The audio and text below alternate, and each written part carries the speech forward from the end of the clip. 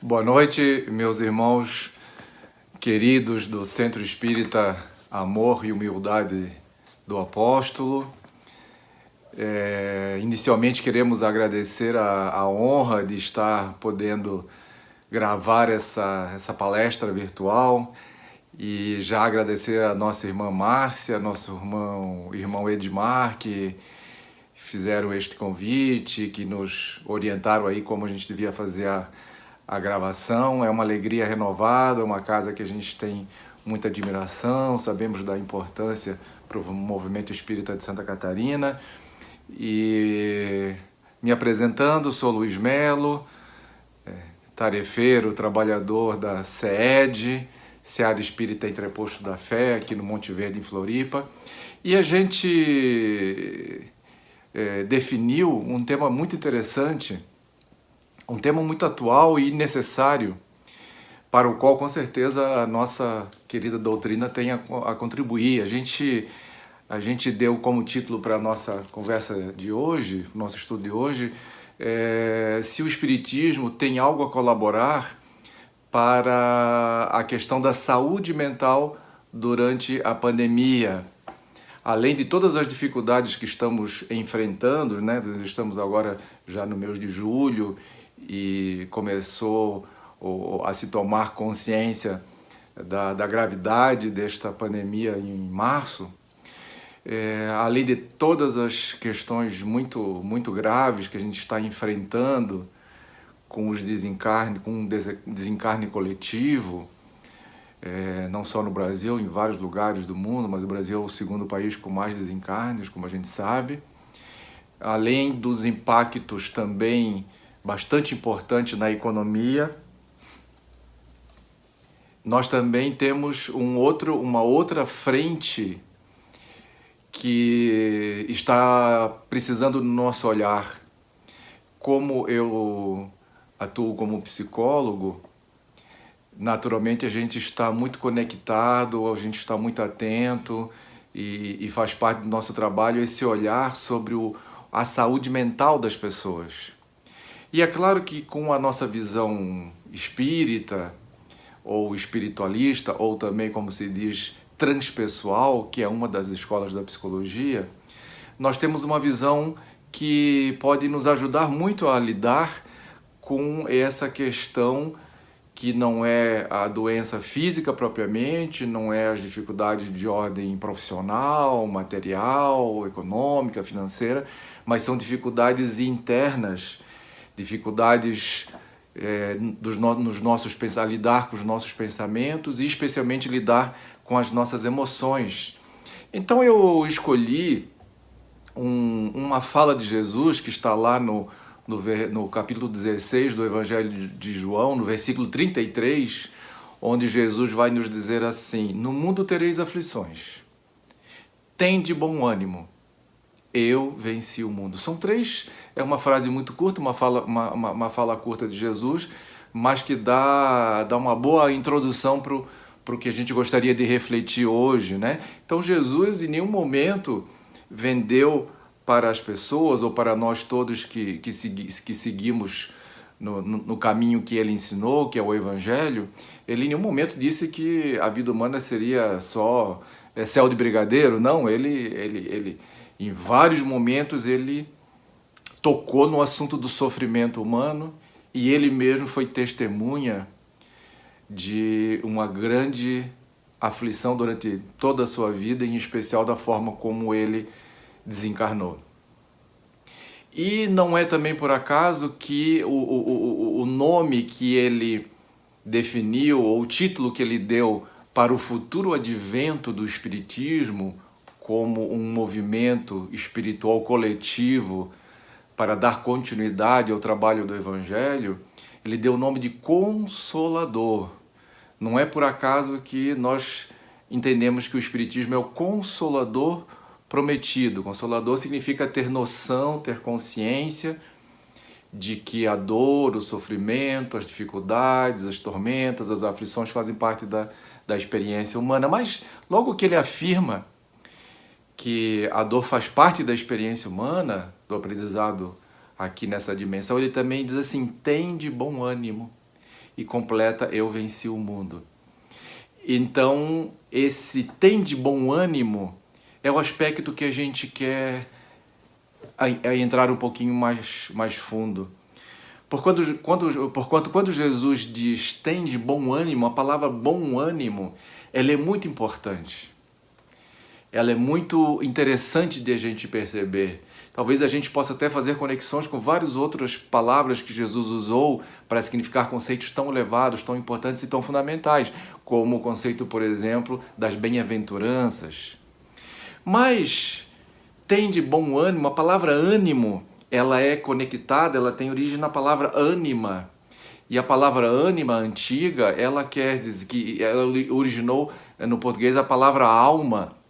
Então, tem de bom ânimo significa manter uma conexão com o nosso eu mais profundo, com o nosso eu espiritual, com a nossa essência, com a nossa natureza divina, é estar conectado com esta ânima, com este ânimos, com esta alma, com este espírito, mesmo diante das aflições, mesmo diante das dificuldades, mesmo diante das tormentas, mesmo diante dos desafios, por piores que eles sejam, como agora a gente enfrentando uma pandemia de ordem mundial. Uma pandemia, vamos dizer assim. Porque o tem de bom ânimo vem logo em seguida, depois do no mundo tereis aflições. Ele nos alerta, ele confirma que a experiência humana tem suas dificuldades, que a nossa trajetória evolutiva, o nosso voo em direção à perfeição espiritual, à plenitude, ela não é um voo, certamente, como a gente já disse, de céu de brigadeiro, que é como se diz na aeronáutica, aquela viagem de avião que está tudo tranquilo, o vento está fraco, não tem chuva, né? O céu está límpido, não tem né? O avião não vai balançar, né? Então, o bom ânimo ainda é mais importante naqueles momentos em que a nossa viagem, a nossa jornada atravessa algum tipo de dificuldade, porque de certa forma, né, meus irmãos, é relativamente fácil a gente manter o bom ânimo quando as coisas estão funcionando bem, quando está tudo bem, quando as coisas estão tranquilas, quando nós não estamos enfrentando nenhuma grande crise. É natural, né, a gente se sentir bem, a gente se sentir tranquilo, a gente se sentir centrado, mas aí vem o aspecto que nos desafia, que é, mesmo diante de uma tempestade, mesmo diante de uma trepidação, nós mantermos este bom ânimo, o que não significa que não vamos sentir o que está acontecendo, é pelo contrário.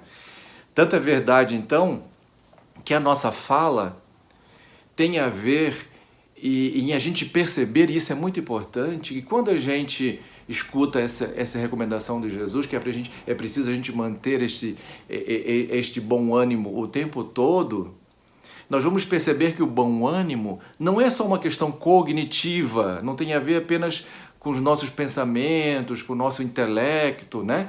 com a nossa mente, com a nossa cabeça, mas em especial, quando se fala de ânimo, o aspecto emocional do ser humano é muito importante. E aqui é que talvez nós espíritas, em especial, mas as pessoas de modo geral, precisamos atentar mais um pouco, porque a gente percebe há tantos anos envolvido no nosso queridíssimo movimento espírita, a gente percebe que muitas vezes nós espíritas temos compreensões muito importantes a respeito das leis da vida, das leis espirituais, das leis morais, né? Muito estudo, muita compreensão intelectual, mas muitas vezes nós não temos a mesma compreensão ou a mesma consciência emocional. E esse é um ponto importante que eu quero trazer aqui. Para manter o bom ânimo, nós precisamos não apenas de compreensão intelectual, não apenas de discernimento cognitivo, não apenas de bons pensamentos, mas nós precisamos também aprender a lidar com as nossas emoções. E isso é muito desafiador para a maioria das pessoas, não só para os espíritas. Tanto que aquilo que a gente tanto fala, que a gente tanto batalha a respeito do tema da reforma íntima, ele muitas vezes é um tema que ele é de difícil execução para muitos de nós espíritas, porque nós ficamos muito no mundo mental, no mundo do intelecto, quando na verdade a reforma íntima tem muito a ver, eu ousaria dizer até mais a ver com o nosso trabalho com as emoções, que é o que hoje na psicologia nós costumamos dizer que é o desenvolvimento da inteligência emocional. E por que é tão desafiador a gente pensar no bom ânimo como tendo uma faceta importante, não apenas no discernimento, nos pensamentos, na cognição, mas nas emoções? Porque as emoções, elas são uma manifestação humana que ela não está diretamente ligado ao nosso controle, à nossa vontade, ao nosso livre-arbítrio. As emoções, elas nos trazem à tona vivências interiores que muitas vezes nós não temos o que fazer. Elas vêm, elas tomam conta da gente, né? Elas aparecem na nossa experiência, elas são parte fundamental da nossa vida, mas elas não têm, se já é difícil muitas vezes lidar com os pensamentos, com as emoções é mais ainda, né? Porque assim como nos assaltam emoções que nos vêm, né? Maravilhosas, que nos deixam com alegria, que nos emocionam, também vêm as emoções difíceis de lidar, como o medo, como a tristeza, como o ressentimento, como a raiva, como o ciúme, como a inveja e tantas situações que têm a ver muito com essa nossa vivência mais no nível do coração, né? Então eu queria ler, nosso tema então, nesse mais alguns minutos que nos sobram, dos 20 minutos que nos foram dados, é a gente mudar um pouco a forma como a gente olha para as nossas emoções. É esse o ponto que vai nos ajudar a escutar e incorporar esse conselho de Jesus, tendo bom ânimo, que é o fato de que, normalmente, nós queremos apenas vivenciar emoções positivas e nós nos afastamos, ou nós rejeitamos, ou nós nos defendemos das ditas emoções difíceis ou negativas. Como se fosse equivocado sentir essas emoções. E nós queremos, então, quando essas emoções aparecem, elas nos perturbam, nós achamos que está acontecendo alguma coisa errada, né? E a gente, que se pudesse, a gente estaria sempre viajando no céu do brigadeiro, mas não, em algum momento vai ter uma turbulência. A turbulência faz parte da nossa vida, a turbulência emocional, né? E aí vem um ponto importante, e eu vou ler um texto escrito no século XIII, vejo bem, meus irmãos, 1200 e pouco, por um grande poeta, que também foi um grande místico, um grande religioso da cultura persa, ligado ao ramo do sufismo, que é o ramo místico do islamismo, que é o Rumi. É um texto maravilhoso, escrito há tanto tempo. Olha só, que ele chama A Casa de Hóspedes, e nós vamos olhar agora para essa casa de hóspedes um pouquinho. Ele diz assim: o ser humano é como uma casa de hóspedes. Toda manhã uma nova chegada, uma alegria, uma tristeza, uma mesquinhez, uma percepção momentânea chega como visitante inesperado. Acolha a todos, mesmo se for uma multidão de tristezas, que varre violentamente sua casa e a esvazia de toda a mobília. Mesmo assim, honre a todos os seus hóspedes. Eles podem estar limpando você para a chegada de um novo deleite. O pensamento escuro, a vergonha, a malícia, recebe-os sorrindo à porta e convide-os a entrar. Seja grato a quem vier, porque todos foram enviados como guias do além. Esse texto, recomendo aos irmãos que busquem na internet, é muito fácil, A Casa de Hóspedes Rumi. É maravilhoso. E ele, meus irmãos, ele é muito harmônico com as recomendações da psicologia contemporânea, que nós, inclusive, vamos ver nas obras de Joana de Ângeles, na série chamada série psicológica. Ela faz essa via de mão dupla, trazendo para a psicologia o que o espiritismo traz de contribuições para o entendimento do ser humano. E a psicologia também traz ao espiritismo o entendimento de uma ciência que tem uma contribuição muito importante no campo da existência humana. E aí nós vamos ver lá que essa é uma recomendação hoje terapêutica, uma recomendação científica, psicológica, que nós devemos não brigar com as nossas emoções, rejeitar nossas emoções, nos culpar pelas nossas emoções, mas pelo contrário, nós precisamos entender como teve essa sacada incrível Rumi, né? No século XIII, nas suas danças, ele era um dervixe rodopiante, né? Ele dançava naquela dança mística que ajudava a entrar em êxtase, em contato com o mundo espiritual, e ele, em êxtase, ditava esses poemas maravilhosos. A gente pode perceber que também uma grande mediunidade, com certeza absoluta, de um jeito diferente, né?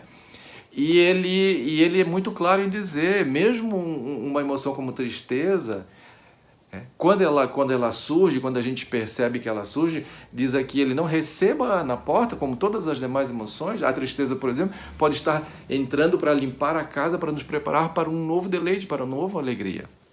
Então, a importância de a gente ter consciência emocional, que a maioria de nós ainda tem muita dificuldade. Nós queremos lidar com a vida apenas intelectualmente, e quando as emoções surgem, nós não sabemos lidar com elas, porque nós não estamos acostumados com elas, nós não estamos conscientes delas. Ou nós enterramos as emoções, ou as emoções vêm e quando elas tomam conta, elas transbordam de um jeito tóxico, de um jeito difícil, né? Às vezes, por exemplo, a gente tem um costume, muitas pessoas têm esse padrão de ficar reprimindo a raiva, o aborrecimento, né, a coisa toda. Aí quando essa energia vem, ela fica tão acumulada, ela fica tão, como água estagnada, ela fica tão apodrecida, tão doente, que quando ela vem, a pessoa que era tão calma tem um surto, a pessoa tão calma pode cometer uma violência, porque ela não lidou com aquela emoção que estava surgindo. E se ela surgiu é porque ela tem algo a dizer para nós. As nossas emoções, elas estão mais conectadas com o nosso ser inconsciente. Então elas são uma forma de percepção. E uma forma de percepção mais ligada com o nosso ser interior. E é importante a gente dizer também, e eu costumo falar isso nas minhas exposições doutrinárias no Espiritismo, de que muitas vezes nós espíritas estamos extremamente voltados para o mundo exterior. Nós nos agarramos nesse lema, fora da caridade, nossa salvação, na importância de fazer o bem, na importância de desenvolver a compaixão, a empatia, que é um aspecto maravilhoso do ensino do Cristo, do ensino dos Espíritos, que na verdade é uma coisa só. Mas, ao mesmo tempo, nós não desenvolvemos a mesma compassividade com relação ao que está acontecendo dentro de nós. E nós não paramos para perceber o que está acontecendo dentro de nós, que mensagens que estão aparecendo, que hóspedes que estão chegando e que precisam ser acolhidos. Então, nós temos uma tendência a ir muito para o olhar de fora, a gente fica olhando para fora, a gente acorda amanhã, já vai o que tem que fazer as tarefas, e a gente o que vai fazer lá fora, e não cuidamos do nosso mundo interno. Então, esse momento que a gente está vivenciando é um momento que parece que está dizendo assim para nós, volte para casa. Ou seja, fique em casa, fique com a sua família, que são os próximos mais próximos. Conviva com eles. E fique também com a casa da sua alma, do seu coração, do que está acontecendo dentro de ti. Eu também me motivei a tocar nesse assunto, porque recentemente numa reunião de médios da nossa casa, um médium comentou assim da dificuldade, já acorda de manhã, é difícil, já aparecem muitas emoções, muitos sentimentos difíceis de lidar. Por quê? Porque agora, com menos atividades externas, o mundo interior ele começa a se manifestar. E nós não podemos simplesmente usar os nossos pensamentos, a nossa vontade para querer reprimir. Nós precisamos criar um espaço, essa é a palavra importante, a gente já está chegando no final da nossa fala, um espaço para acolher as nossas emoções. Então, eu até anotei aqui uma prática muito simples quando as emoções surgem, como a ansiedade, que é tão comum nesses tempos que a gente está mais em casa, né? Ao invés de a gente tratar a ansiedade com ansiolíticos, né? Que é muito mais fácil, a gente perceber que essa crise toda que que aconteceu e nos fez ficar mais isolados, pelo menos fisicamente, também cortou muito das válvulas de escape que nós tínhamos.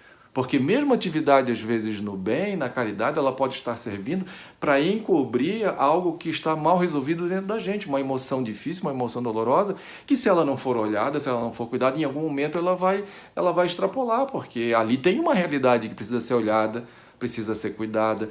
Então eu coloquei assim, esse momento é muito rico também nesse sentido. Quando a gente está impedido de fazer algo lá fora, a gente perceber que é preciso olhar mais para o que está acontecendo dentro de nós. De outra feita, a gente fez uma palestra e me veio essa ideia, né? Nós estamos vivendo um filho pródigo coletivo. Todos nós, de alguma forma, estávamos saindo, estávamos muito para fora, muito na correria, e agora, de repente, alguém pisou no freio, desacelerou, e o filho pródigo começou a ter que voltar para casa e encarar a casa. As relações mais próximas, a família, o lar, a sua vida ali, mais básica, né? E também o lar interior. Então, eu anotei aqui rapidamente, a gente pode trabalhar com tudo que surge dentro de nós, ao invés da prática normal de rejeitar o que querer ficar só pensando nisso, querendo, refletindo, se tem um sentimento ruim, vou dar um pensamento bom, que às vezes é uma forma só de anestesiar algo que é importante que está surgindo, uma prática simples de 3 passos. Quando está surgindo, quando o nosso ser emocional, o nosso coração emocional, né, e está trazendo alguma emoção importante que está mexendo ali, 3 passos: parar, acolher e soltar.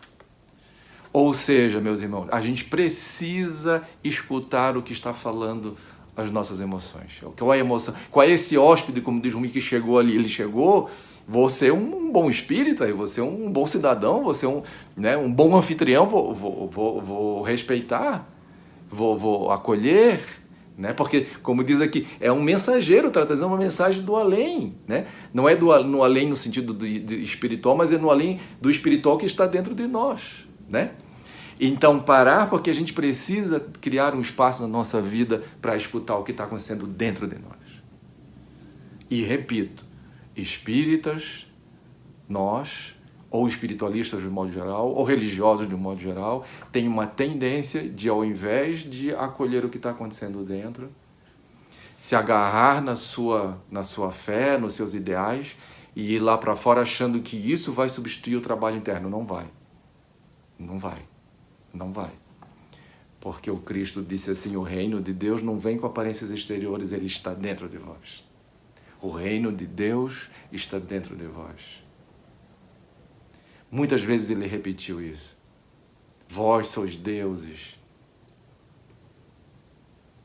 Então, esse reino de Deus está aqui. E se esse reino de Deus está falando através das nossas emoções, vamos escutar. Nem tudo se resolve pensando. Muitos, na verdade, se resolve sentindo. Porque depois que a gente sente, talvez o nosso pensamento vai ter uma outra compreensão. Porque a gente acolheu alguma coisa, uma coisa mal resolvida, talvez que vem do passado. Ou muitas vezes são emoções boas que a gente também não se permite. Muita gente também não se permite as emoções boas. Já vai querendo pensar, já vai querer racionalizar, já vai querer fazer um discurso mental, né? E ficar conversando e não se dá ao prazer de sentir esse reino de Deus que está brotando. Então, a gente precisa parar para escutar o que está acontecendo entre nós, não só os pensamentos, mas as sensações do corpo, as emoções do coração. Acolher significa assim, não é que eu vou mergulhar e deixar que isso me tome e a turbulência derrube meu avião, não vai derrubar nada, mas eu preciso acolher. Um bom piloto, ele não vai lutar contra a tormenta, contra a turbulência, ele já sabe que ele tem que atravessar, não tem como, o avião não vai desaparecer, tem que atravessar ali. Então, o acolher é sentir, às vezes dói, às vezes é difícil, a gente cai uma lágrima, às vezes vem uma coisa, mas se a gente der espaço e tempo suficiente, se a gente acolhe como acolheria um irmão que está lá fora com dificuldade, a gente vai lá para escutar, então a gente está escutando aqui e de repente esse mundo interno nosso, essa emoção está desabafando e o hóspede daqui a pouco vai embora, porque ele deu a mensagem que ele precisava e a gente escutou, né? E por fim, o terceiro ponto é soltar. Porque também, muitas vezes a gente pode ter uma tendência, a gente se agarra na emoção e fica envolvido, fica agarrado, fica dançando com aquela emoção. Não, a emoção ela vem e ela vai. São estados de alma temporários. Então, tende em bom ânimo, meus irmãos, significa isso também. Não é só o pensamento, não é só a leitura, não é só... É também um momento de parada, de desaceleração, de desaceleramento, para poder dar um espaço para o nosso mundo interior. Eu vi que meu tempo aqui, estou controlando, já está dentro do espaço que a Márcia e o Edmar me deram, mas eu vou terminar aqui, não poderia deixar de ser, com uma mensagem que tem muito a ver com esse tema que a gente escolheu hoje, que inclusive está num livreto chamado Tem de Bom Ânimo, que eu descobri hoje, que é um livro que tem mensagens psicografadas do Chico Xavier e do nosso irmão Carlos Bacelli, do Uberaba. O título é Tem de Bom Ânimo, tem de graça na internet, PDF. E eu achei lá, estava pesquisando sobre esse assunto, e eu achei uma mensagem maravilhosa do Dr. Bezerra de Menezes, pelo Chico, que chama Chama Divina. Né? E nós temos a honra, a alegria de ter o Dr. Bezerra de Menezes, o médico dos pobres, como patrono da CED, e achei que isso aqui tinha muito a ver com encerrar a nossa conversa desse estudo. Chama Divina, Bezerra de Menezes. Ante os conflitos que explodem no mundo, conserva-te em paz. Não te deixes envolver pelo pessimismo. Continua servindo e abençoando a vida. O bem triunfa sempre. A pouco e pouco o homem ergue-se das sombras para a luz. Não cedas às sugestões da descrença.